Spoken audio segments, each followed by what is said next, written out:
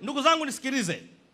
Kuna kauli moja nadhani mwanzo mtanielewa wakati naongea, lakini mtanielewa baadaye. Sipendi. Na mimi ni miongoni mwa watu kama sipendi kitu sipendi, na nakuwa wazi, labda unieleweshe mpaka nikipende. Unafiki sio sehemu ya maisha yangu. Mimi sipendi kauli. Na inaonekana ina hekima ila haina hekima kwa mujibu wa Biblia. Kauli inayosema usichanganye mambo ya kiroho na siasa, hii kauli ni mbaya. Na nitawaambia kivi. Hii kauli italeta mgawanyiko. Itawaweka viongozi wa kiroho mbali na itawaweka wanasiasa mbali na kanisa. Ni kauli kama rafiki lakini sio rafiki. Nataka niwaambie kwa mujibu wa maandiko, huwezi kutenganisha kitu cha kiroho na siasa, wala huwezi kutenganisha kitu cha taifa na mambo ya kiroho. Hivi vitu, kauli inatakiwa iwe hivi, kwamba unapokuwa mtu wa kiroho, jua cha kuongea kwenye siasa, na unapokuwa mtu wa siasa, jua cha kuongea kwa watu wa kiroho, lakini sio kusema moja kwa moja usiingilie. Hiyo kauli sio sawa. Mungu akati anaumba, alipotuumba, alituwekea utawala. Na mwanzoni kusoma maandiko vizuri, system ya mwanzoni ya utawala, kiongozi wa kidini ndio huyo alikuwa ni kiongozi wa kisiasa. Haujanielewa? Katika system ya utawala ya awali, kiongozi wa kidini ndiye alikuwa huyo Mungu anampa mamlaka ya uongozi wa nini? Wa jamii au wa siasa. Na ndio maana katika maandiko utakuta mara nyingi Mungu anamtia mafuta kiongozi na kusema ni mfalme. Neno mfalme naomba usilisahau.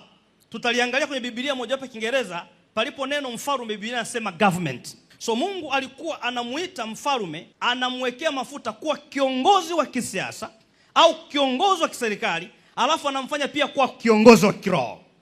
Nitakupa mfano. Mwanzoni kabisa wafalme, Mungu alipomteua mfalme katika Israeli, alimteua aongoze kiroho na aongoze kijamii au kiserikali au kisiasa. Samuel wa kwanza 16 mstari wa kwanza peke yake. Maandiko yanasema Bwana akamwambia Samuel, hata lini utamlilia Sauli ikiwa mimi nimemkataa asiwamiliki Israeli? Ijaze pembe yako mafuta, uende nami nitakupeleka kwa Yese Mbethlehem, maana nimejipatia mfalme katika wanae. Maana nimejipatia mfalme katika wanawe. Ni nani anazungumzwa hapo? Cheo gani? Nijibu kanisa lote, cheo gani? Okay. Biblia inasema akamtie mafuta awe nani? Okay, mfalme, kuna nchi zinazoongozwa na wafalme, zingine zinaongozwa na wafalme, zingine zinaongozwa na rais. So hiki cheo ambacho alitiwa mafuta sio cha kiroho. Tukubaliane mpaka hapo? Naanza kujihubiri mwenyewe nao sasa. Anasema nenda ukamtie mafuta awe mfalme kwa watu wangu. This is not a spiritual position. Hiki sio cheo cha kiroho. Hiki ni cheo cha kuongoza jamii. Lakini unamkuta Daudi huyo ambaye kwa nchi yetu kama Daudi na angekuwa kiongozi hapa, maana yake ni rais wa nchi.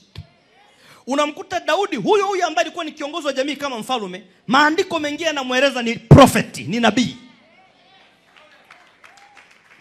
Ukienda kitabu kile cha Matendo ya Mitume sura ya 2:30, niwekee version ya Kiswahili kwanza. Matendo ya Mitume 2:30.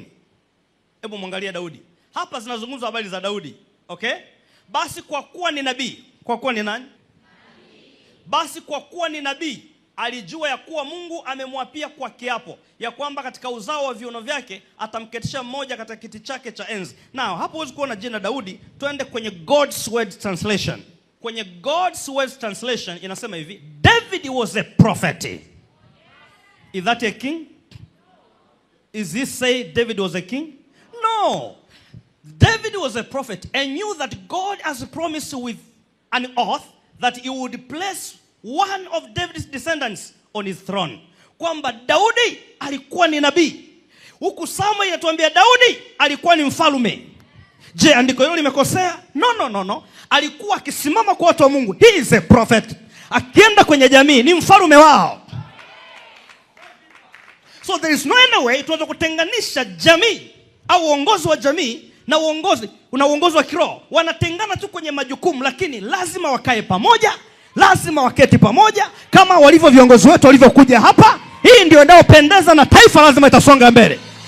Kama unaipenda Tanzania, nyanyua bendera na skafu yako, sema Tanzania oye. Kwa staili hii nchi inaenda. Lakini ukianza no. We pastor. We nini? No. We padri, usiniambie. Hatuendi kokote. Ila inatakiwa huyu ajue anaongeaje na mipaka ipi, na huyu naye akija aongeeje na mipaka ipi. Hapo utaelewana. Lakini hii sentensi ya kuweka kwamba tusiingiliane, tusichangamane, mimi naikataa.